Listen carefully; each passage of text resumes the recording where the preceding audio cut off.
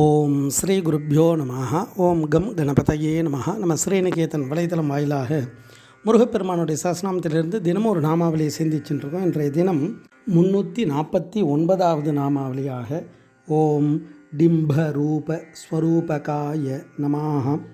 முருகப்பெருமான இந்த நாமாவளி குழந்தை போன்ற உருவம் உடையவருக்கு நமஸ்காரம் அப்படின்னு வருகிறது.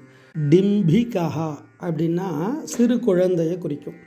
இறைவன் காரியத்திற்காக கருணையினால் உருவம் எடுத்து வர்றார்.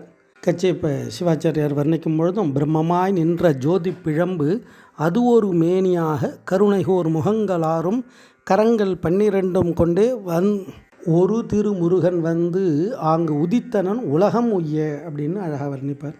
அப்படி இறைவன் கருணையால் உருவம் எடுக்கிறார். அந்த உருவத்தில் முருகப்பெருமானை பார்க்கும் பொழுது குழந்தை போன்ற உருவமுடையவர். அவர் குழந்தை கிடையாது, குழந்தை போன்று இருக்கார். அப்படின்னா என்ன அர்த்தம்னா இளமைன்னு அர்த்தம். அப்போ அவர் எப்பொழுதும் இளமையாக இருக்கார்னு ஒரு அர்த்தம். குழந்தை வடிவமாக வெளிப்பட்டு அருள் புரிவார்னு ஒரு அர்த்தம். இப்போ பிரம்மா குழந்தையாக இருக்கிறதால தானே அலட்சியமாக சுவாமியை தரிசனம் பண்ணாமல் கைலாயத்துக்கு சிவனை தரிசனம் பண்ண போயிட்டார். அப்போ ஆணவமாக இருந்தால் அந்த சிருஷ்டி தொழிலானது பாதிக்கப்படும்னு அவரை நிறுத்தி அவருக்கு அந்த தண்டனையை கொடுத்தார்.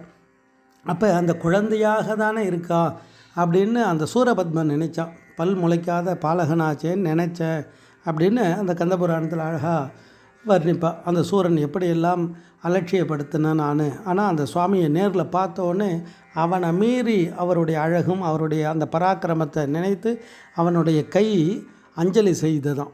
அப்போ ஏற்பட்ட அந்த இறைவன் கருணையால் குழந்தையாக இருக்கார். குழந்தை அப்படின்னா எல்லாருக்கும் ஒரு ஈர்ப்பு, எல்லாரும் அணுகிறதுக்கு ஒரு எளிமையாக இருக்கும். ஒரு குழந்தையை பார்த்தா நமக்கு ஒரு சந்தோஷம் கிடைக்கும். முருகனை பாலசுவாமியாக வர்ணிக்கும். பத்மசவ்ய கட்டி சம்யுதவாமம் பத்மகாந்தி நிபமேகமுகஞ்சா பாலவிருத்திகரம் ஈஸ்வரசூனும் பாலமுன்னத புஜம் பிரணதோஸ்மி அப்படின்னு முருகனை பாலசுவாமியாக வர்ணிப்பார். அந்த ரூபத்தில் இருக்கார், ஆனால் அவர் பிரம்மம், எல்லா சக்தியும் உடையவர். அதை தான் இந்த நாமாவளி குழந்தை போன்ற உருவம் உடையவருக்கு நமஸ்காரம் அப்படின்னு வர்ணிக்கிறது. ஓம் டிம்ப ரூப ஸ்வரூபகாய நமஹ. ஸ்ரீ குருப்யோ நமஹ. ஓம் சும் சுப்பிரமணியாய நமஹ.